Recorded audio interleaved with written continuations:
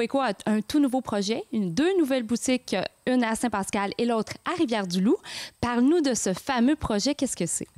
Oui, en fait, Éco-Chantier, c'est un centre de réemploi qui vise la récupération et la vente de matériaux de construction, en fait, rénovation et démolition.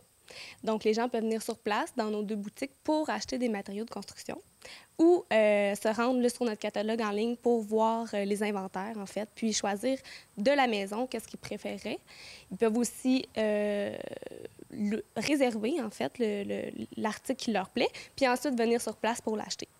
Quand tu dis acheter le matériel, les matériaux recyclés, est-ce que c'est un coût qui est quand même intéressant pour les gens d'ici? Oui, exactement. L'objectif, en fait, d'Éco-Chantier, c'est d'offrir à prix abordable là, les matériaux de construction qui sont récupérés.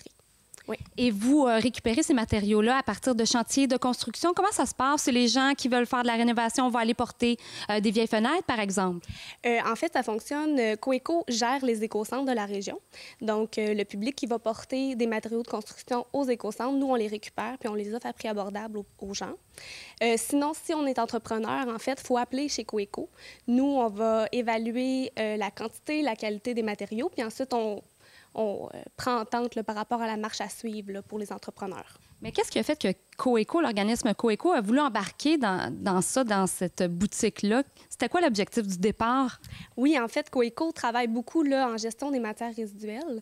Donc, ça fait partie de nos mandats. Là. On travaille sur les bacs bruns, en fait, faire beaucoup de sensibilisation. On gère aussi les écocentres. Donc, il y a eu vraiment là, une envie d'offrir une plateforme de récupération pour les matériaux de construction parce que ça fait aussi partie des objectifs nationaux, là, puis des plans de gestion de matières résiduelles des MRC de Rivière-du-Loup et de Kamouraska, en fait. Donc, c'est vraiment un objectif de récupérer les matériaux de construction pour éviter qu'ils soient envoyés là, au lieu d'enfouissement.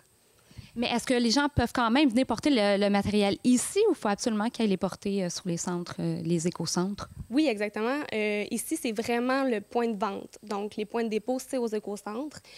Ensuite de ça, les matériaux là, sont acheminés ici par la suite. Ouais. C'est une très bonne idée. J'imagine que vous voulez aller chercher les personnes qui sont comme amateurs d'antiquités. Oui, bien en fait, on a aussi des matériaux à valeur patrimoniale à Éco-Chantier.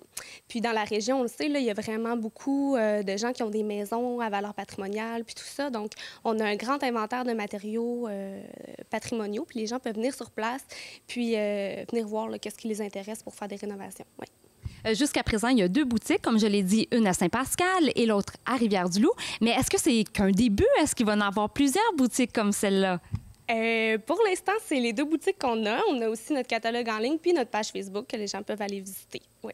Et est-ce que ces fameuses boutiques sont ouvertes à l'année, à tous les jours? Comment ça fonctionne? Oui, en fait, là, pour cette année, ça va terminer au mois de novembre. Habituellement, ça va être là, du début de l'été jusqu'au mois de novembre que ça va être ouvert. Oui.